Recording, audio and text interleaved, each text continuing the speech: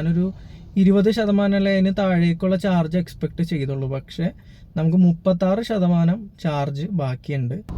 എനിക്ക് ഇഷ്ടപ്പെട്ടു. ഞാൻ സസ്പെൻഷന്റെ കാര്യം ഒരു കുഴികളിൽ ചാടുമ്പോൾ ഒരു ശകലം ടൈറ്റ് ആണെന്നുള്ള അതെ അതങ്ങനെ ഒരു തോന്നല. അതൊഴിച്ച് ബാക്കിയെല്ലാം കൊണ്ടും ഇതുവരെയും വളരെ സന്തോഷവാനാണ്. MG ഹബിന്റെ കസ്റ്റമർ കെയർ വിളിച്ചു.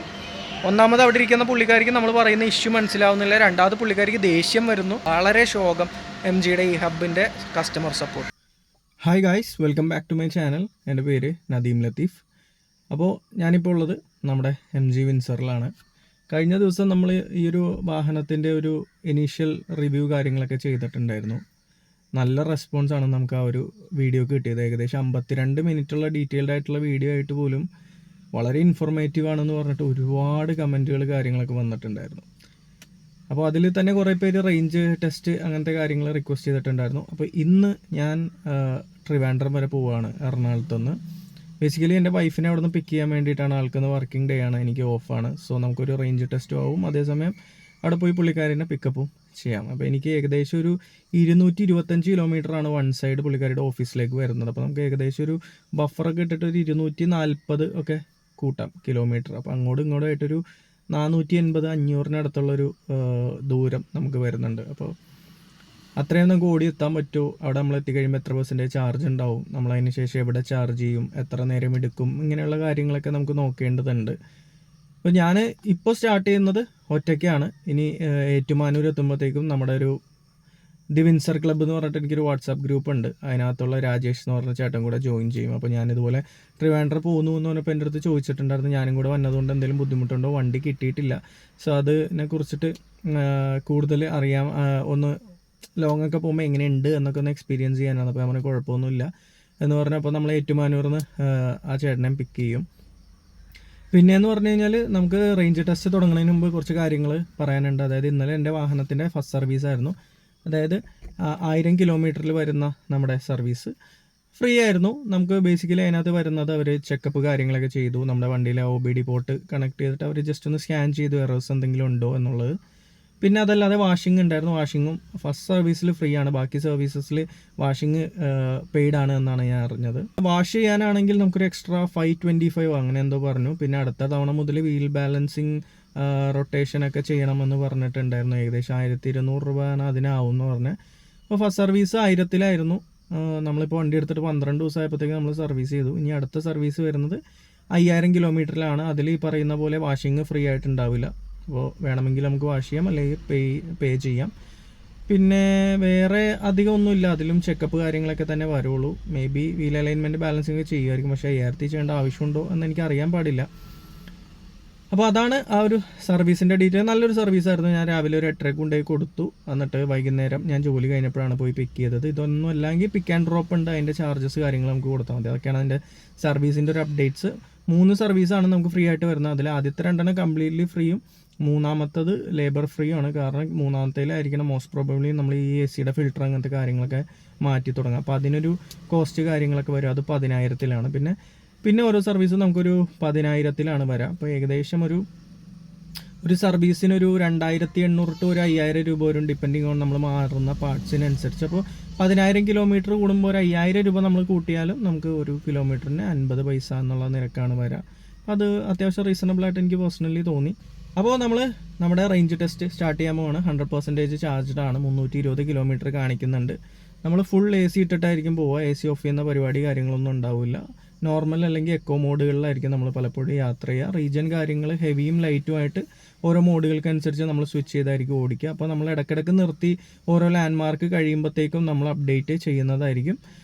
ഇത്ര കിലോമീറ്റർ കഴിയുമ്പോൾ ഇത്ര ചാർജ് ആയി എന്നുള്ള കാര്യങ്ങളൊക്കെ നമ്മൾ അപ്ഡേറ്റ് ചെയ്യാം. പിന്നെ വഴിമധ്യം എന്തെങ്കിലും ഇഷ്യൂസൊക്കെ വരികയാണെങ്കിൽ അതെല്ലാം നമ്മൾ ഷെയർ ചെയ്യുന്നതായിരിക്കും. അപ്പോൾ ഇത്രയും ആണ് നമ്മൾ ഇനീഷ്യലി പറയാനുള്ളത്. അപ്പോൾ നമുക്ക് നമ്മുടെ റേഞ്ച് ടെസ്റ്റ് സ്റ്റാർട്ട് ചെയ്യാം.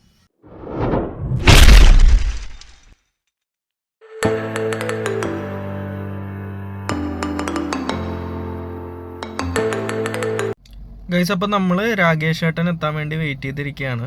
നമ്മൾ 20% ചാർജ് കൊണ്ട് 67 കിലോമീറ്റർ ഓടിയിട്ടുണ്ട്. ഈ സ്ഥലത്തിൻ്റെ പേര് പട്ടിത്താനം. ആ ഒരു റൗണ്ടിന് മുമ്പാണ് ഇപ്പം ഞാൻ നിൽക്കുന്നത്. പുള്ളി വരാൻ വേണ്ടിയിട്ട് വെയിറ്റ് ചെയ്ത് നിൽക്കുകയാണ്. അപ്പം നമുക്ക് ഞാനിപ്പോൾ ഇതുവരെ ഓടിച്ചത് ഓൾമോസ്റ്റ് എക്കോ മോഡിൽ തന്നെയാണ്, ഫുൾ ഹെവി റീജിയനിലാണ്. ഇതിനിടയിൽ നമുക്ക് ബ്ലോക്ക് ഉണ്ടായിരുന്നു, അതുപോലെ തന്നെ നല്ല റോഡ് കാര്യങ്ങളൊക്കെ ഉണ്ടായിരുന്നു.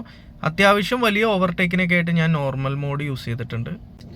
ഗൈസ്, അപ്പോൾ നമുക്ക് കുറച്ച് നേരം വെയിറ്റിംഗ് ഉണ്ട്.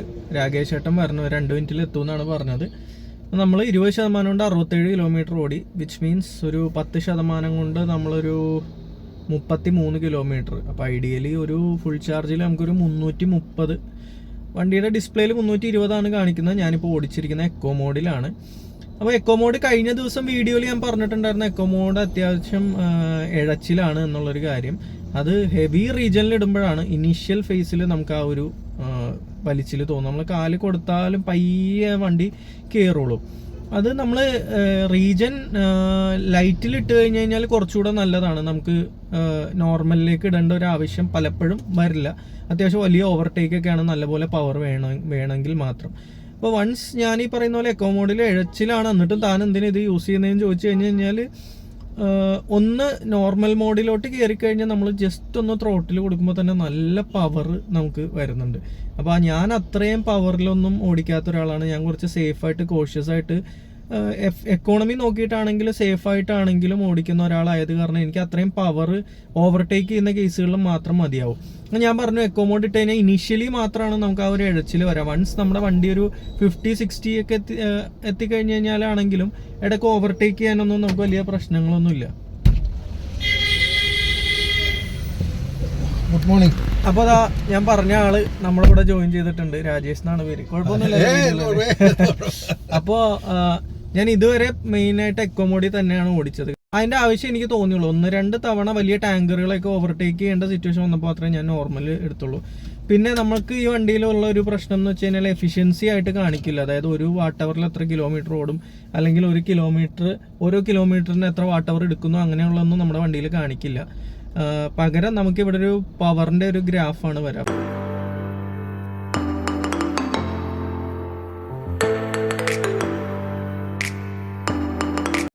ഗൈസ്, അപ്പോൾ നമ്മളിപ്പോൾ മുളക്കുഴ എന്ന് പറഞ്ഞൊരു സ്ഥലത്ത് എത്തിയാണ്. നമ്മളൊരു 126 കിലോമീറ്റർ ഓടിയിട്ടുണ്ട്.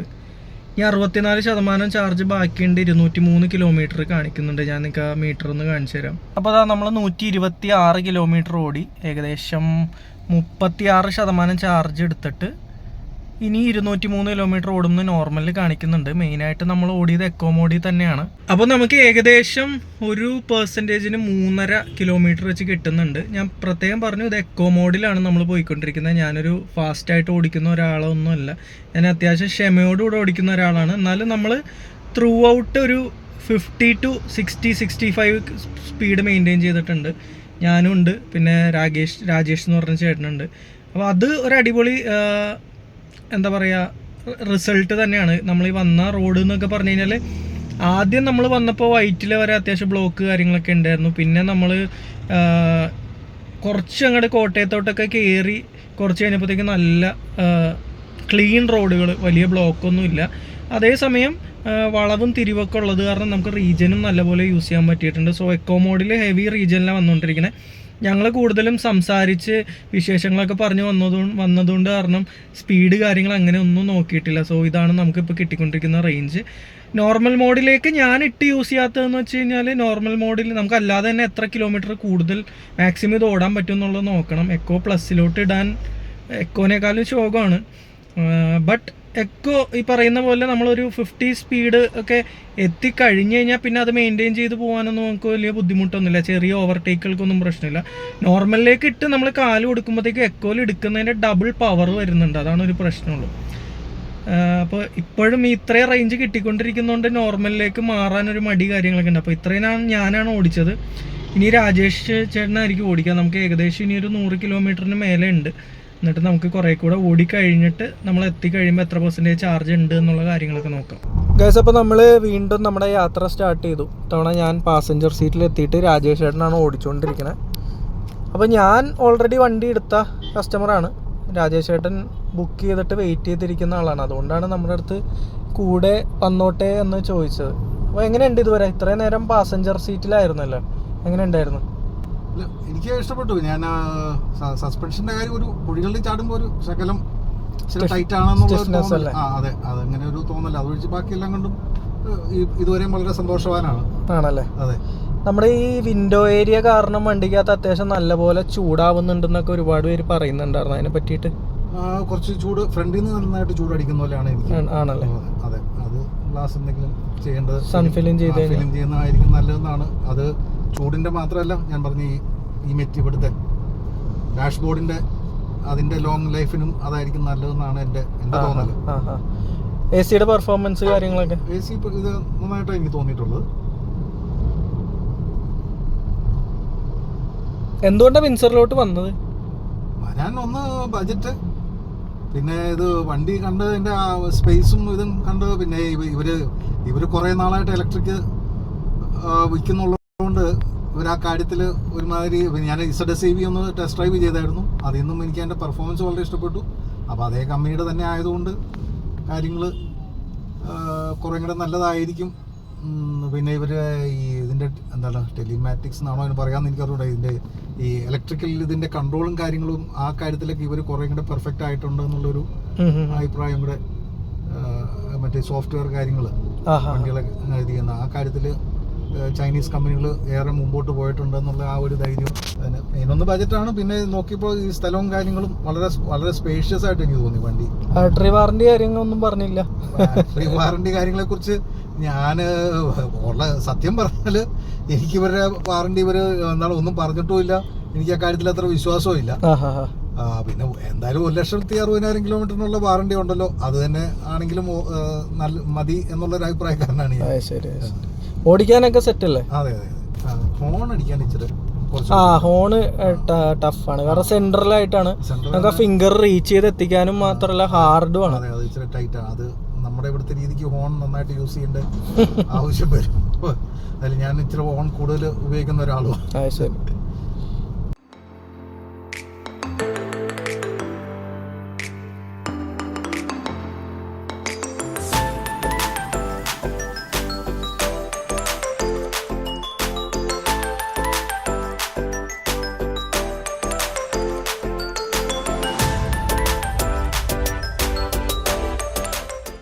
അപ്പോൾ നമ്മൾ ഒരു 40% ചാർജ് കഴിഞ്ഞിട്ടുണ്ട്, 60% ബാക്കിയുണ്ട്. 138.4 കിലോമീറ്റർ ഓടിയിട്ടു.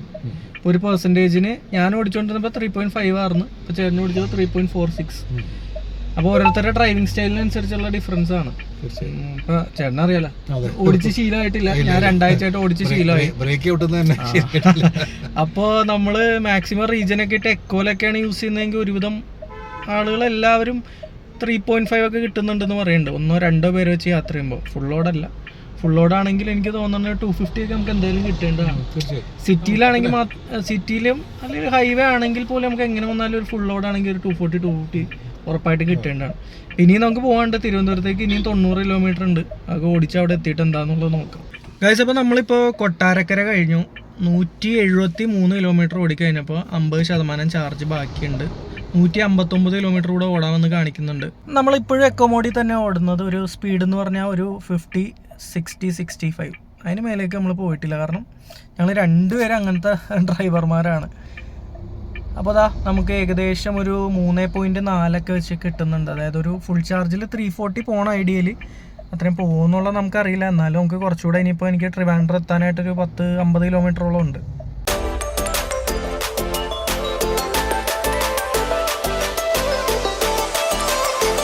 ഇനി 44% ചാർജ് നമുക്ക് ബാക്കിയുണ്ട്. സോ 138 കിലോമീറ്റർ കൂടെ ഓടാമെന്ന് കാണിക്കുന്നുണ്ട്. സോ ഐഡിയലി നമുക്കൊരു 340 ഓടിക്കാൻ പറ്റണം. അപ്പോൾ ഞങ്ങൾ ഈ പറയുന്ന പോലെ രാജേഷ് ഏട്ടൻ കുറച്ച് കഴിഞ്ഞപ്പോഴത്തേക്കും പോയി. പുള്ളി അവിടെ ഒരു റിലേറ്റീവിൻ്റെ വീട്ടിൽ ഇറങ്ങി. അതിനുശേഷം ഒറ്റയ്ക്കാണ് ഓടിച്ചുകൊണ്ടിരിക്കുന്നത്. ഞാൻ ഇതിനിടയിൽ ജസ്റ്റ് എക്കോ പ്ലസ് ഒന്നിട്ട് പരീക്ഷിച്ചായിരുന്നു. അപ്പോൾ എക്കോ മോഡിനേക്കാളും ആക്സിലറേഷൻ കുറവാണ്, പക്ഷെ നമുക്കൊരു 50-50ക്ക് മേലേക്കൊക്കെ ഓടിക്കാൻ പറ്റുന്നുണ്ട്. അപ്പോൾ നല്ല റോഡുകളാണ്. പക്ഷേ ഈ പറയുന്ന പോലെ വണ്ടികളുള്ള കാരണം എങ്ങനെ വന്നാലും ഒരു 50, 60, 70 വരെയാണ് നമ്മൾ കയറിയത്. അപ്പോൾ 200 കിലോമീറ്റർ ഓടി 56% യൂസ് ചെയ്തുകൊണ്ട്. സോ ഐഡിയലി ഒരു 350 കിലോമീറ്റർ കിട്ടേണ്ടതാണ്. അത് കിട്ടുമോ എന്നുള്ള കാര്യം നമുക്ക് ഡൗട്ടാണ്. ഇനിയിപ്പോൾ തിരുവനന്തപുരത്തേക്ക് നമ്മൾ ശരിക്കും 25 കിലോമീറ്റർ 225 പറഞ്ഞിരുന്നത്, പക്ഷേ നമ്മൾ പോകുന്നത് കഴക്കൂട്ടത്തേക്കാണ്. സോ ഇനി നമുക്ക് ഏകദേശം 30 കിലോമീറ്ററിന് മേലെ ഉണ്ട്. അപ്പോൾ ഇനി അവിടെ എത്തിയിട്ട് എത്ര പെർസെൻറ്റേജ് ചാർജ് ഉണ്ട് എന്നുള്ള കാര്യങ്ങളൊക്കെ നമുക്ക് നോക്കാം. പിന്നെ വേറെ ഇപ്പോൾ വലിയ കാര്യമായിട്ടുള്ള വെയിൽ കാര്യങ്ങളൊന്നും ഇല്ലാത്ത കാരണം നമ്മൾ 1, 2, 3 ഇങ്ങനെയുള്ള ബ്ലോവർ സെറ്റിങ്സാണ് യൂസ് ചെയ്തത്. Currently AC 27-ലാണ്. ഇതിന് മുമ്പ് 24 വരെ നമ്മൾ യൂസ് ചെയ്തു. ഇന്ന് അത്ര ഭയങ്കരമായിട്ടുള്ള വെയിലോ കാര്യങ്ങളോ ഒന്നും ഇല്ലാത്ത കാരണം നമുക്ക് AC അത്ര പവറിലേക്ക് ഇടേണ്ടി ഇതുവരെ വന്നിട്ടില്ല. അപ്പോൾ ഈ ഒരു സെറ്റിങ്സിലാണ് നമ്മൾ ഓടിക്കൊണ്ടിരിക്കുന്നത്. Region still ഹെവിയിലാണ്.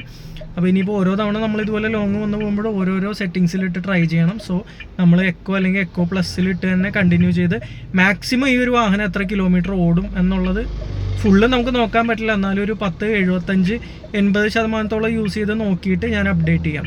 ഗൈസ്, അപ്പോൾ ഞാനിപ്പോൾ ഉള്ളത് ചാർജ് മോഡിൻ്റെ ഓഫീസിനടുത്താണ്. ഞാൻ ഇതിൽ പോയപ്പോൾ ജസ്റ്റ് ഒന്ന് കയറാമെന്ന് കരുതിയിട്ട് വന്നതാണ്. അപ്പോൾ നമ്മുടെ വണ്ടി നമ്മളിവിടെ എത്തിയപ്പോഴത്തേക്കും ഞാൻ പ്രതീക്ഷിച്ചിരുന്നത്, അതായത് 228.5 കിലോമീറ്റർ നമ്മൾ ഓടിച്ചിട്ടുണ്ട്. അപ്പോൾ ഞാനൊരു 20% അല്ലെ അതിന് താഴേക്കുള്ള ചാർജ് എക്സ്പെക്റ്റ് ചെയ്തുള്ളൂ. പക്ഷേ നമുക്ക് 36% ചാർജ് ബാക്കിയുണ്ട്.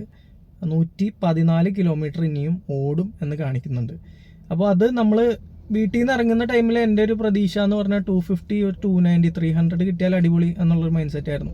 ഇവിടെ എത്തിക്കഴിഞ്ഞപ്പോഴത്തേക്കും നമുക്ക് ഇതുവരെ ഒരു പെർസെൻറ്റേജിന് 3.54, 3.5 കിലോമീറ്റർ വെച്ച് കിട്ടുന്നുണ്ട്. അപ്പോൾ ഐഡിയലി നമുക്കൊരു 350 കിലോമീറ്റേഴ്സ് കിട്ടേണ്ടതാണ്. അപ്പോൾ എൻ്റെ ഫ്രണ്ട് ഗോവിന്ദ് എൻ്റെ അടുത്ത് പറഞ്ഞിട്ടുണ്ടായിരുന്നു ഈ വാഹനത്തിന് 380 വരെയൊക്കെ കിട്ടുക എന്ന് വരാം. പക്ഷെ അത് എറണാകുളത്തെ റോട്ടിൽ നമുക്ക് കിട്ടും എന്നുള്ള കാര്യത്തിൽ യാതൊരു ഉറപ്പുമില്ല. ഓടിക്കേണ്ട രീതിയിൽ നല്ല റോട്ടിൽ ഓടിച്ചാൽ കിട്ടുമെന്ന് പറഞ്ഞിരുന്നു. അപ്പോൾ നമുക്ക് ഏകദേശം ഒരു 350 അടുത്താണ് ഇപ്പോൾ ഒരു പ്രൊജക്റ്റഡ് വരുന്നത്. അപ്പോൾ നമുക്കിപ്പോൾ ഉള്ളൊരു പ്രശ്നം എന്ന് വെച്ചാൽ ഞാനിവിടെ എത്തി ഒരു 5 മണിയാകുമ്പോഴത്തേക്ക് എൻ്റെ വൈഫ് ഇറങ്ങും. അവളെ പിക്ക് ചെയ്തിട്ട് എനിക്ക് തിരിച്ച് പറഞ്ഞു. അപ്പോൾ നമുക്ക് ഇതും വെച്ചുകൊണ്ട് ഇനിയിപ്പോൾ നമുക്ക് എത്രത്തോളം പോകാൻ പറ്റും എന്ന് ചോദിച്ചു കഴിഞ്ഞാൽ പ്രോബബ്ലി കാണിക്കുന്ന അത്ര ഓടിക്കാൻ പറ്റുമായിരിക്കും. പക്ഷേ ആ ഒരു ഇതിനകത്ത് നമുക്കൊരു ചാർജർ വേണം എന്നുള്ളതാണ്. അപ്പോൾ എൻ്റെ ഒരു പ്ലാൻ എന്ന് വെച്ചാൽ ഇപ്പോൾ ഇവിടെ നിന്ന് ചാർജ് ചെയ്തിട്ട് തിരിക്കാൻ വേണ്ടിയിട്ടാണ്. ഇവിടെ അത്യാവശ്യം ചാർജ് മോഡിൻ്റെ ചാർജസ് ഒക്കെ ഉണ്ട്. അപ്പോൾ അവിടെ വിൻസറിനെല്ലാം ഫ്രീ ആണ്. അപ്പോൾ ഞാനിവിടെ ഒരു ചാർജറിൽ പോയിട്ട് ചാർജ് ചെയ്യാനുള്ളതാണ്. അപ്പോൾ ഇതുവരെ നല്ല ഹാപ്പിയാണ്. നമ്മൾ ഇതുവരെ യൂസ് ചെയ്തത് മിക്സ് ഓഫ് മോഡ്സ് ആണ്. അതായത് ആദ്യം നമ്മൾ എക്കോ മോഡിൽ സ്റ്റാർട്ട് ചെയ്തു, പിന്നീട് ഇടയ്ക്ക് നോർമൽ മോഡ് യൂസ് ചെയ്തു. മോസ്റ്റ് പ്രോബബ്ലി കൂടുതൽ എക്കോ മോഡാണ് യൂസ് ചെയ്തത്. ലാസ്റ്റ് നമ്മൾ പിന്നീട് എക്കോ പ്ലസ് ഒരു പരീക്ഷണാർത്ഥത്തിൽ യൂസ് ചെയ്തു. സ്പീഡ് എന്ന് പറയുമ്പോഴത്തേക്കും ഒരു 50, 60, 65, 70 വരെയുള്ള സ്പീഡാണ് നമ്മൾ വണ്ടിയിൽ മെയിൻറ്റെയിൻ ചെയ്തത്. പിന്നെ ഈ ഒരു വിൻഡോ ഏരിയ കൂടുതലായതുകൊണ്ട് ഫ്രണ്ടിൽ നിന്ന് കൂടുതൽ ഹീറ്റ് ജനറേറ്റ് ചെയ്യുന്നുണ്ട്. പക്ഷേ AC അതിനനുസരിച്ച് നല്ല രീതിയിൽ തന്നെ പ്രവർത്തിച്ചു. ആ കാര്യത്തിലെല്ലാം ഞാൻ ഹാപ്പിയാണ്. വേറെ ഇഷ്യൂസ് ഒന്നും നമുക്ക് അങ്ങനെ തോന്നിയൊന്നുമില്ല. വണ്ടിയുടെ വലിപ്പം കൊണ്ടുള്ള ഇഷ്യൂസേ ഉള്ളൂ. ബാക്ക് പെയിൻ കാര്യങ്ങളൊന്നുമില്ല. ഞാൻ ഒട്ടും ടയേർഡല്ല. അതേ വീട്ടിൽ നിന്ന് ഇറങ്ങി അതേ എനർജി തന്നെ ഇരിക്കുകയാണ്. കാരണം ഒരു IC വാഹനമല്ല, ഇലക്ട്രിക് വാഹനം ആയതുകൊണ്ട് അതിൽ വൈബ്രേഷനും കാര്യങ്ങളൊന്നും ഇല്ലാത്തതുകൊണ്ട് തന്നെ നമുക്ക് വലിയ യാത്ര മടുപ്പൊന്നുമില്ല, ബുദ്ധിമുട്ടുകളൊന്നുമില്ല. 228 കിലോമീറ്ററിൽ നമ്മൾ ഏകദേശം ഒരു 150 കിലോമീറ്റർ വരെയൊക്കെ അല്ലെങ്കിൽ 160 കിലോമീറ്റർ വരെയൊക്കെ നമ്മൾ ഒറ്റ സ്ട്രെച്ചിലാണ് വന്നത്. രണ്ടുപേർക്കും ഒരു ഇഷ്യൂസ് ഉണ്ടായില്ല. പിന്നെ സസ്പെൻഷൻ കുറച്ച് സ്റ്റിഫറാണെന്ന് രാജേഷ് ബ്രോ പറഞ്ഞിട്ടുണ്ടായിരുന്നു പുള്ളിയുടെ ഒരു ഇത് വെച്ചിട്ട്. ഞാൻ പൊതുവേ സ്ലോ ആയിട്ട് ഓടിക്കുന്ന ആളായതുകൊണ്ടായിരിക്കണം എനിക്ക് അത്ര വലിയ ഇഷ്യൂ ആയിട്ട് തോന്നാത്തത്. പിന്നെ ഞാൻ കമ്പയർ ചെയ്യാറുള്ളത് എൻ്റെ പഴയ വാഹനമായിട്ടുള്ള ജാസ് ആയിട്ടാണ്. അങ്ങനെ നോക്കുമ്പോഴത്തേക്കും അടിപൊളി സസ്പെൻഷനാണെന്ന് ഞാൻ പറയുള്ളൂ. സോ ഫാർ നമുക്കിതാണ് ഒരു റേഞ്ച് കിട്ടിയിരിക്കുന്നത്. പലരും ചോദിക്കും എക്കോ മോഡിലിട്ടല്ലേ ഓടിച്ചത്, എക്കോ മോഡിലിട്ട് ഓടിച്ചു കഴിഞ്ഞ് കഴിഞ്ഞാൽ ഇതുപോലെ റേഞ്ച് കിട്ടില്ല എന്നുള്ളത്. ഇതെന്ന് പറഞ്ഞു കഴിഞ്ഞാൽ എൻ്റെ ഒരു റൈഡിങ് സ്റ്റൈലാണ്. ഞാൻ വളരെ കോഷ്യസ് ആയിട്ട് സ്ലോ ആയിട്ട് ഓടിക്കുന്ന ഒരാളാണ്. ഞാൻ മാക്സിമം ആണ് ഒരു 70 km/h കയറാം. ഞാൻ 90, 100 ആ ഒരു സ്പീഡിലൊന്നും ഓടിക്കാറില്ല. കാരണം സേഫ്റ്റി കൺസേൺസും അതുപോലെ തന്നെ എക്കോണമി രണ്ടും, അത് IC വാഹനമാണെങ്കിലും പെട്രോൾ വാഹനമാണ് ഇലക്ട്രിക് വാഹനമാണെങ്കിലും ഞാൻ എപ്പോഴും പ്രയോറിറ്റി കൊടുക്കാറുള്ള രണ്ട് കാര്യങ്ങൾ. അപ്പോൾ ഈ 100, 90 ഓടിക്കുമ്പോഴത്തേക്കും എനിക്ക് പേഴ്സണലി ഞാൻ അത്ര സെക്യൂറായിട്ട് എനിക്ക് തോന്നാറില്ല. കാരണം പെട്ടെന്നായിരിക്കും ഒരു വണ്ടിയോ അല്ലെങ്കിൽ ആളുകളോ വന്ന് വട്ടം ചാടുന്ന, അല്ലെങ്കിൽ നമ്മൾ ഉദ്ദേശിക്കുന്ന പോലെ നമുക്ക് ബ്രേക്കിംഗ് ഒക്കെ ചിലപ്പോൾ കിട്ടിയെന്ന് വരില്ല. അപ്പോൾ ആ ഒരു കാരണങ്ങളെ കൊണ്ടാണ് ഞാൻ ഈ ഒരു ഡ്രൈവിംഗ് സ്റ്റൈൽ അഡോപ്റ്റ് ചെയ്യുന്നത്. അപ്പോൾ എൻ്റെ ഒരു ഡ്രൈവിംഗ് സ്റ്റൈൽ വെച്ചിട്ടാണെങ്കിൽ നിങ്ങളിങ്ങനെ കൺസർവേറ്റീവായിട്ട് ഓടിക്കുന്ന ഒരാളാണെങ്കിൽ നിങ്ങൾക്ക് ഒരു കമ്പനി പറയുന്ന 320 ഒക്കെ മേ ബി എക്സ്പെക്ട് ചെയ്യാം. അതല്ല നിങ്ങൾ കുറച്ചുകൂടെ അഗ്രസീവായിട്ടുള്ള റൈഡറാണ്, കുറച്ചുകൂടെ സ്പീഡിൽ ഓടിക്കുന്ന റീജനൊക്കെ കുറച്ചാണ് ഇടുന്നതെങ്കിലും നിങ്ങൾക്ക് ഞാൻ ഓൾറെഡി പറഞ്ഞ പോലെ റിയൽ ലൈഫ് നമ്മളിപ്പോൾ സിറ്റി യൂസൊക്കെയാണ് ഒരുപാട് വരുന്നതെങ്കിൽ എങ്ങനെ വന്നാലും നിങ്ങൾക്ക് ഒരു 220 to 320 മേ ബി 350 ഒക്കെ പോകുമായിരിക്കും. അത് നമ്മൾ ഫുൾ ഓടിച്ചാലേ നമുക്ക് പറയാൻ പറ്റുള്ളൂ. അറ്റ് ദ സെയിം ടൈം 10% താഴെ യൂസ് ചെയ്യരുത് എന്ന് MGയും നമ്മുടെ അടുത്ത് പറയുന്നുണ്ട്. അപ്പോൾ ഇത്രയാണ് നമുക്ക് പറയാനുള്ളത്. ഇനിയിപ്പോൾ ഒന്ന് ചാർജ് ചെയ്യാനൊക്കെ ഉണ്ട്, എന്നിട്ട് നമുക്ക് അപ്ഡേറ്റ് ഇടാം. അതല്ല ചിലപ്പോൾ ഇനി ഞാൻ ബിസി ആയി കഴിഞ്ഞാൽ നമ്മൾ ഈ വീഡിയോ വൈൻഡ് അപ്പ് ചെയ്യുന്നതായിരിക്കും. ഗൈസ്, അപ്പോൾ നമ്മൾ ഇപ്പോൾ ഡെൽറ്റ പവർ എന്ന് പറഞ്ഞിട്ട് ചാർജ് മോഡിൻ്റെ ഒരു സ്റ്റേഷനുണ്ട്, ഒരു 60 കിലോ വാട്ട്, 2 ഗണ്ണുകളുള്ളൊരു സ്റ്റേഷനാണ്. അപ്പോൾ നമ്മൾ അവിടെ ചാർജ് ചെയ്യാൻ വന്നത്. ഇവിടെ ടെക്നോ പാർക്കിൻ്റെയൊക്കെ അടുത്തായിട്ടാണ്, കുറച്ച് അകത്തേക്ക് കയറിയിട്ടാണ്. അപ്പോൾ 2 ചാർജേഴ്സും വർക്കിംഗ് ആണ്, ഐ മീൻ 2 ഗണ്ണും വർക്കിംഗ് ആണ്. അപ്പോൾ നമുക്കിനി ഇതൊന്ന് ചാർജ് ചെയ്യണം. 36% നമ്മൾ ചാർജ് ചെയ്യാൻ കുത്തിയിട്ടത്. നമ്മൾ ഏകദേശം 230 എന്താണ് ഓടിയെന്ന് എനിക്ക് തോന്നുന്നു. ഞാൻ നേരത്തെ ഇട്ടിട്ടുണ്ടായിരുന്നു 3.54 km/h നമുക്ക് കിട്ടുന്നുണ്ടായിരുന്നു, വിച്ച് ഇസ് വെരി ഗുഡ്. അപ്പോൾ നമ്മളിവിടെ ചാർജ് ചെയ്യാൻ ഇട്ടിട്ടുണ്ട്. ഇനി നമുക്ക് എത്ര ടൈം എടുക്കും എന്നുള്ള കാര്യങ്ങളൊക്കെ ഒന്ന്. അപ്പോൾ എന്തായാലും നമ്മുടെ വിൻസറിന് ഫ്രീ ചാർജിങ് ഉണ്ട്. അപ്പോൾ ഒരുവിധം എല്ലാവരും DC ഫാസ്റ്റ് ചാർജിങ് കാര്യങ്ങളൊക്കെ ചെയ്യും. അപ്പോൾ അതെങ്ങനെയാണ് ചെയ്യാന്നുള്ളത് ഞാൻ പറഞ്ഞുതരാം. സോ ഡിസ്പ്ലേയിൽ ഞാൻ കൊടുത്തേക്കാം. ആദ്യം പ്ലേ സ്റ്റോറിൽ പോയിട്ട് MGയുടെ eHub എന്ന് പറഞ്ഞ ആപ്പ് ഡൗൺലോഡ് ചെയ്യുക. അതിനകത്ത് നമ്മുടെ വെഹിക്കിൾ രജിസ്റ്റർ ചെയ്യുക. നമ്മൾ എന്നിട്ട് ലോഗിൻ ചെയ്യുക. ചെയ്ത് കഴിയുമ്പോൾ അതിനകത്ത് കുറേ ചാർജേഴ്സ് കാണിക്കും. ഇതെല്ലാത്തിലും വിൻസറിന് ഫ്രീ ആണ് ചാർജിങ് എന്നുള്ളത് മേളിൽ ഒരു ഇങ്ങനെ കൊടുത്തിട്ടുണ്ടാവും, ബ്ലൂവോ ഗ്രീനോ കളറിൽ അത് കൊടുത്തിട്ടുണ്ടാവും. അതിൽ സ്റ്റാറ്റിക്കിൻ്റെ ചാർജസ് ഉണ്ടാവും, ചാർജ് മോഡിൻ്റെ ഉണ്ടാവും, സിയോണിൻ്റെ ഉണ്ടാവും. അതിൽ പലയിടത്തും നമുക്ക് ഇപ്പോൾ സിയോണൊക്കെ ആണെങ്കിൽ നമ്മൾ പേയ്മെൻറ്റ് ചെയ്തിട്ട് റീഇംബേഴ്സ്മെൻറ്റ് കിട്ടുന്ന എന്തോ ഒരു രീതിയാണ്. പക്ഷേ ചാർജ് മോഡിലൊന്നും അങ്ങനെ ഇല്ല. അപ്പോൾ നമ്മൾ ചെയ്യേണ്ടതെന്ന് വെച്ച് കഴിഞ്ഞാൽ വണ്ടി ചാർജിങ് സ്റ്റേഷനിലേക്ക് കൊണ്ടുവരിക. നമ്മൾ ആ വ്യൂ ചാർജർ ക്ലിക്ക് ചെയ്യുമ്പോൾ അവിടെ ഒരു ചാർജറിൻ്റെ അവിടെ ഒരു ചെക്ക് ചെയ്യാനുള്ളൊരു ഓപ്ഷൻ ഉണ്ടാവും. ജസ്റ്റ് നമ്മളത് ചെക്ക് ചെയ്യുക, നമ്മുടെ ഗണ്ണുണ്ടെന്ന് കണക്ട് ചെയ്യുക, സ്റ്റാർട്ട് ചാർജിങ് കൊടുക്കുക. അപ്പോൾ അവർ നമ്മുടെ അടുത്ത് എത്ര യൂണിറ്റ് വേണം, അല്ലെങ്കിൽ എത്ര മിനിറ്റ് വേണം, അല്ലെങ്കിൽ എത്ര രൂപയ്ക്ക് വേണം എന്നുള്ളത് ചോദിക്കും. നമുക്ക് ഫ്രീ ചാർജിങ് ആയതുകൊണ്ട് നമുക്ക് എത്ര വേണമെങ്കിലും സെറ്റ് ചെയ്യാം. പക്ഷേ കുറച്ച് സെറ്റ് ചെയ്താൽ അവിടെ ചാർജിങ് നിൽക്കും. അപ്പോൾ രൂപയാണെങ്കിൽ നമുക്കൊരു 500 കൊടുക്കാം, യൂണിറ്റ് ആണെങ്കിൽ നമുക്കൊരു 38 കൊടുക്കാം. 38 ബാറ്ററി കപ്പാസിറ്റി, അപ്പോൾ 38 കൊടുക്കാം ഒരു സേഫ്റ്റിക്ക്. കൊടുത്തു കഴിഞ്ഞിട്ട് സ്റ്റാർട്ട് ചാർജിങ് കൊടുക്കുമ്പോൾ ഓട്ടോമാറ്റിക്കലി ഗണ്ണ് ഡിറ്റക്റ്റ് ആയിട്ട് നമ്മുടെ വണ്ടി ചാർജ് ആയിക്കോളും. അത്രേ നമുക്ക് ഇതിനകത്ത് ബേസിക്കലി വരുന്നുള്ളൂ. അപ്പോൾ ഞാനാണെങ്കിൽ പൊതുവേ രൂപയാണെങ്കിൽ ഒരു 500-400 സെറ്റ് ചെയ്യുക. യൂണിറ്റ് ആണെങ്കിൽ 25, 30, 38 കറക്റ്റ് അല്ല, നമുക്ക് കൂടുതൽ വെക്കും. പക്ഷേ അത് നമുക്ക് ഫ്രീ ഉള്ളതുകൊണ്ട് 0 എന്ന് കാണിച്ചിട്ട് ഫ്രീ ചാർജിങ് അവർ കാണിക്കും. അപ്പോൾ ഇത്രേ ഉള്ളൂ, ഞാനത് സ്ക്രീനിൽ കൊടുത്തേക്കാം ഗൈസ്. അപ്പോൾ ഇത് എൻ്റെ വിൻസർ, ഇതിവിടെ ഒരു ടിഗോർ. സോ ഇത് എന്ന് പറയുന്നത് എൻ്റെ വാഹനത്തിൻ്റെ ചാർജിങ് സ്പീഡാണ്. 386 voltage, current 77. സോ നമ്മുടെ ടോട്ടൽ പവർ വരുന്നത് ഏകദേശം 30 കിലോവാട്ടിനടുത്ത്, 29 കിലോവാട്ട് സംതിങ് ആണ് വരാം. ഇത് ഇവിടെ ഇട്ടിരിക്കുന്ന ടിഗോറാണ്. 377 52 ആംബിയറാണ് അതിൽ വരുന്നത്. അപ്പോൾ ചാർജിങ് പവറിലെ ഡിഫറൻസ് നിങ്ങൾക്ക് മനസ്സിലാവും. അപ്പോൾ ഇത് രണ്ടും മൾട്ടിപ്ലൈ ചെയ്താൽ ഒരു പവർ നമുക്ക് കിട്ടും. ഞാൻ ജസ്റ്റ് ആ വണ്ടി അവിടെ കുത്തിയപ്പോൾ ഒന്ന് കാണിച്ചു എന്നുള്ളതേ ഉള്ളൂ ഗൈസ്. അപ്പോൾ നമുക്ക് ഒരു ചെറിയ പണി കിട്ടിയായിരുന്നു. കാരണം MGയുടെ eHub എന്ന് പറഞ്ഞ ആപ്പ് ടു ബി ഓണസ്റ്റ് ഷോക ആപ്പാണ്. ഇതിനു മുമ്പും ഞാൻ ചാർജ് ചെയ്തപ്പോൾ നമ്മുടെ ചാർജർ കണക്റ്റായി വണ്ടി ചാർജിങ് തുടങ്ങി കഴിഞ്ഞപ്പോഴും അവരുടെ ആ ചാർജറായിട്ട് കണക്റ്റ് ആവുന്ന സ്റ്റാറ്റസ് ഒക്കെ ഇങ്ങനെ കറങ്ങിക്കൊണ്ടിരിക്കുമായിരുന്നു. നമ്മുടെ വണ്ടി ചാർജ് ആവും, പക്ഷേ ഇവരുടെ കറക്റ്റ് സ്റ്റാറ്റസ് കാണിക്കില്ലായിരുന്നു. അപ്പോൾ ഇന്നിപ്പോൾ നമ്മളിത് കുത്തിക്കഴിഞ്ഞ് വണ്ടി ചാർജ് ആവുന്നു, പക്ഷേ ഇവരുടെ ഇപ്പോഴും കണക്ട് ചെയ്തിട്ടില്ല എന്നുള്ള രീതിയിൽ കാണിച്ച് കഴിഞ്ഞപ്പോഴത്തേക്കും ഞാൻ ആപ്പ് ക്ലോസ് ചെയ്ത് കളഞ്ഞു. ആപ്പ് ക്ലോസ് ചെയ്ത് രണ്ടാമത് എടുത്തപ്പോഴത്തേക്കും ആ ഒരു ചാർജിങ് സെഷൻ ആപ്പിൽ കാണിക്കുന്നില്ല. അപ്പോൾ നമുക്ക് ചാർജിങ് സ്റ്റോപ്പ് ചെയ്യാൻ വേറെ ഓപ്ഷനൊന്നുമില്ല, വണ്ടിയിൽ പ്രത്യേകിച്ച് ഓപ്ഷനൊന്നും ഇല്ല എന്നാണ് എൻ്റെ ഒരു വിശ്വാസം. നമുക്ക് ഗണ്ണ് ഊരാൻ പറ്റുമായിരിക്കും. അപ്പോൾ ഞാനിപ്പോൾ ഇവിടെ ചാർജ് മോഡിൻ്റെ മെഷീനാണ്. അപ്പോൾ ചാർജ് മോഡിൽ ഞാൻ അവരെ വിളിച്ചിട്ടുണ്ടായിരുന്നു. അപ്പോൾ അവർ എമർജൻസി യൂസ് ചെയ്തിട്ട് ഒന്ന് ഓഫ് ചെയ്തിട്ട് ഗണ്ണ് തിരിച്ച് കണക്ട് ചെയ്യാൻ പറഞ്ഞു. അപ്പോൾ ഞാനത് എമർജൻസി പ്രസ് ചെയ്തു, ഗണ്ണ് റിലീസ് ചെയ്ത് തിരിച്ച് വെച്ചിട്ട് രണ്ടാമത് MG ആപ്പിലൂടെ ഇപ്പോൾ കണക്ട് ചെയ്തപ്പോൾ നമ്മുടെ സെഷൻ കാണിക്കുന്നുണ്ട്. ഇപ്പോൾ നമുക്ക് എൻഡ് ചാർജിങ് എന്നുള്ള ഓപ്ഷൻ ഉണ്ട്, സ്റ്റോപ്പ് ചാർജിങ്. അതല്ലെങ്കിൽ 100% ആയിക്കഴിഞ്ഞ് കട്ട് ഓഫ് ആയി കിടക്കുമോ ഗണ്ണൂരാൻ പറ്റുമോ എന്നൊന്നും എനിക്ക് അറിയാൻ പാടില്ല. എന്തായാലും നമുക്ക് എറണാകുളത്തേക്ക് തിരിച്ച് വരാനുള്ള കാരണം ഞാൻ MG eHubൻ്റെ കസ്റ്റമർ കെയർ വിളിച്ചു. ഒന്നാമത് അവിടെ ഇരിക്കുന്ന പുള്ളിക്കാരിക്ക് നമ്മൾ പറയുന്ന ഇഷ്യൂ മനസ്സിലാവുന്നില്ല, രണ്ടാമത് പുള്ളിക്കാരിക്ക് ദേഷ്യം വരുന്നു, മൂന്നാമത് നമ്മൾ പിന്നെ വിളിച്ചപ്പോഴത്തേക്ക് അവരെ കിട്ടുന്നില്ല. വാട്സാപ്പിലൂടെ കണക്ട് ചെയ്യാന്ന് പറഞ്ഞല്ലാതെ അവർ എടുക്കുകയോ വാട്സാപ്പിലൂടെ വരികയോ അവർ ഫോൺ വിളിച്ചിട്ട് എടുക്കുകയോ ഒന്നും ചെയ്തില്ല. വളരെ ശോകം MGയുടെ eHubൻ്റെ കസ്റ്റമർ സപ്പോർട്ട്. അപ്പോൾ നമ്മൾ ഏകദേശം 35-36% ചാർജായിട്ടാണ് വന്നത്. 4 മണിക്ക് നമ്മൾ ചാർജ് ചെയ്യാൻ കുത്തിയിട്ടു. ഇപ്പോൾ ഒരു 96-97 ആയിട്ടുണ്ട്. ഇതിനിടയിലാണ് നമുക്ക് ആ ഒരു ആപ്ലിക്കേഷൻ്റെ ഇഷ്യൂ. ചാർജിങ്ങിന് പ്രശ്നമൊന്നുമില്ല, MGയുടെ eHub ആപ്പിലൊരു പ്രശ്നം വന്നത്. അവരുടെ കസ്റ്റമർ കെയർ ആയിട്ട് നമ്മൾ ഡീൽ ചെയ്തിട്ട് ശോകമായിരുന്നു. അപ്പോൾ നമ്മുടെ വണ്ടി ഏകദേശം ഫുൾ ചാർജ് ആവാറായിട്ടുണ്ട്. 100% ചാർജ് ആയി കഴിയുമ്പോഴത്തേക്കും നമ്മളിവിടുന്ന് തിരിക്കും.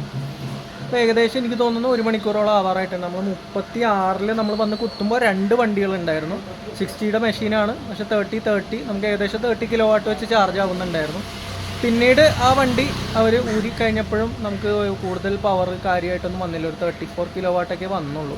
ഇപ്പോൾ എനിക്ക് തോന്നുന്നത് SOC ഏകദേശം 90-95 ആയത് കാരണമായിരിക്കണം ഇപ്പോൾ 18 കിലോവാട്ടിലാണ് ചാർജിങ് കയറുന്നത്. അതിപ്പോൾ വണ്ടി റെസ്ട്രിക്റ്റ് ചെയ്യണമാണോ അതോ വേറെ എന്തെങ്കിലും കാരണം കൊണ്ടാണോ എന്നൊന്നും അറിയില്ല. അപ്പോൾ ഒരു 36 to 100 ഏകദേശം ഒരു 1 hour നമുക്കിപ്പോൾ എടുക്കുന്നുണ്ട് ഈ ഒരു മെഷീനിൽ. ഇനി ഒരു പ്രോപ്പർ 60 കിലോവാട്ടിൻ്റെ മെഷീനിൽ ചെക്ക് ചെയ്താൽ നമുക്ക് കറക്റ്റ് പറയാൻ പറ്റുള്ളൂ. അപ്പോൾ ഇതൊക്കെയാണ് ടു ബി ഓണസ്റ്റ് ഇന്നിപ്പോൾ നമ്മൾ എറണാകുളം ടു ട്രിവാൻഡ്രം വന്നിട്ടുള്ള വിശേഷങ്ങൾ. നമുക്ക് ഏകദേശം ഒരു 1% ഒരു 3.54 കിലോമീറ്റർ വെച്ച് എക്കോ അല്ലെങ്കിൽ എക്കോ പ്ലസ് മോഡുകളിൽ നമുക്ക് ഓടാൻ സാധിച്ചു. ഏകദേശം സ്പീഡ് എന്ന് പറയുന്നത് 50 to 70.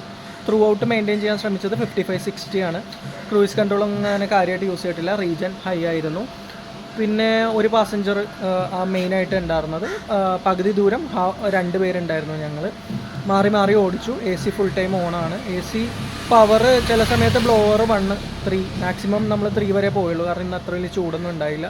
AC-യുടെ ടെമ്പറേച്ചർ നോക്കിയാൽ 27 മുതൽ 24 വരെ നമ്മൾ മാറ്റി സെറ്റ് ചെയ്തിട്ടുണ്ടായിരുന്നു. വലിയ ചൂട് കാര്യങ്ങളൊന്നും ഉണ്ടായിരുന്നില്ല. അപ്പോൾ ആ ഒരു സെറ്റിങ്ങിലാണ് നമ്മൾ ഓടിയേക്കുന്നത്. റീജൻ ഹെവി ആയിരുന്നു. വന്നിട്ട് നമുക്ക് ഈ പറയുന്ന പോലെ 3.54 അടുക്കെ റേഞ്ച് നമുക്ക് കിട്ടിയിട്ടുണ്ടായിരുന്നു. വിച്ച് ഇസ് വെരി ഗുഡ് അല്ല, 332 കമ്പനി പറയുന്ന MIDC റേഞ്ച്. 320 ഡിസ്പ്ലേയിൽ കാണിക്കുന്നത്. 350 നമുക്ക് കിട്ടുമോ എന്നുള്ളത് നമുക്ക് കറക്റ്റ് പറയാൻ പറ്റണമെങ്കിൽ നമ്മൾ ഫുൾ ഓടിക്കണം. MG പറയുന്നത് ഒരു 90% വരെ, അതായത് 90% യൂസ് ചെയ്താൽ 10% താഴേക്ക് യൂസ് ചെയ്യരുത് എന്നുള്ളതാണ്. അത് നമുക്കൊരു അത്യാവശ്യം വന്നാൽ നമുക്ക് യൂസ് ചെയ്യാം. അപ്പോൾ ഒരു 90% ചാർജ് വെച്ച് നമുക്ക് ഏകദേശം ഒരു 300-290 അതിനൊക്കെ അടുത്ത് കിട്ടേണ്ടതാണ് ഈ ഒരു ഡ്രൈവിംഗ് സ്റ്റൈൽ വെച്ചിട്ട്. ഇതല്ല നിങ്ങൾ കുറച്ചുകൂടെ അഗ്രസീവായിട്ട് ഡ്രൈവിംഗ് ചെയ്യുന്ന ഒരാളൊക്കെ ആണെങ്കിൽ പോലും ഫുൾ ലോഡായിട്ടാണെങ്കിലും നമുക്ക് ഏകദേശം എൻ്റെ ഇത്രയും ദിവസത്തെ ഇൻഫോ പാർക്കിൽ ഓടിയുള്ള എക്സ്പീരിയൻസ് ആണെങ്കിൽ, ലോങ് വന്നിട്ടുള്ളൊരു എക്സ്പീരിയൻസ് വെച്ചിട്ടാണെങ്കിൽ ഒരു 240 to 290, 300 ആണ് വരേണ്ടത്. നമുക്ക് മര്യാദക്ക് നിങ്ങൾ ഓടിക്കുകയാണെങ്കിൽ 300-ന് അടുത്ത് അല്ലെങ്കിൽ അതിന് മേലേക്ക് പോകാനുള്ള സാധ്യതകളുണ്ട്. May be 350 കിട്ടുമായിരിക്കാം. അതൊരു ഫുൾ റേഞ്ച് ടെസ്റ്റ് ചെയ്താലേ നമുക്ക് പറയാൻ പറ്റുള്ളൂ. പക്ഷേ അതിൽ ഒരുപാട് റിസ്ക് കാര്യങ്ങളുണ്ട്. നമ്മൾ ഈ പറയുന്ന പോലെ നമ്മളത് ഓടിച്ച് തീർക്കുമ്പോഴത്തേക്ക് നമുക്കൊരു ചാർജിങ് ഫെസിലിറ്റി കാര്യങ്ങളൊക്കെ വേണം. ഇല്ലെങ്കിൽ നമ്മൾ പെട്ടുപോകും. അതല്ലെങ്കിൽ നമ്മൾ ആ ചാർജിങ് ഫെസിലിറ്റിയുടെ ചുറ്റുവിട്ട് നമ്മൾ ഓടിക്കേണ്ടി വരും. അപ്പോൾ നമുക്കിപ്പോൾ ഓഫീസിൽ നിന്ന് ഇറങ്ങിക്കഴിഞ്ഞിട്ട് എൻ്റെ വൈഫിനെ പിക്ക് ചെയ്യാനുള്ളതുകൊണ്ട് തിരിച്ചെറണാകുളത്ത് വരാനുള്ളതുകൊണ്ടും ആ ഒരു റിസ്ക് ഞാൻ എടുക്കുന്നില്ല. നമ്മൾ ഇത്രയും ഓടിയിട്ട് നമ്മൾ തിരിച്ച് പോവുകയാണ്. സോ എറണാകുളം ടു ട്രിവാൻഡ്രം വളരെ ഈസി ആയിട്ട് നമുക്ക് ചാർജ് ചെയ്ത് വരാം. അറ്റ്ലീസ്റ്റ് നമ്മളിവിടെ എത്തുമ്പോഴത്തേക്ക് ഒരു 20-30% ചാർജ് ഉണ്ടാവും. പ്രോപ്പറായിട്ട് ഓടിച്ചാൽ എൻ്റെ പോലെ ഒരു 35% ചാർജൊക്കെ ബാക്കി ഉണ്ടാവും. അപ്പോൾ എന്തൊക്കെയാണ് നിങ്ങളുടെ അഭിപ്രായങ്ങൾ എന്നുള്ള കമൻറ്റ് സെക്ഷനിൽ അറിയിക്കുക. ഇനി അടുത്ത തവണ നമ്മൾ ട്രിവാൻഡ്രം വരുമ്പോൾ നമ്മൾ ചിലപ്പോൾ വേറെ ഒരു മോഡലായിരിക്കും ടെസ്റ്റ് ചെയ്യുക. ഇത്രയും പറഞ്ഞുകൊണ്ട് വീഡിയോ വൈൻഡപ്പ് ചെയ്യാണ്. ബൈ.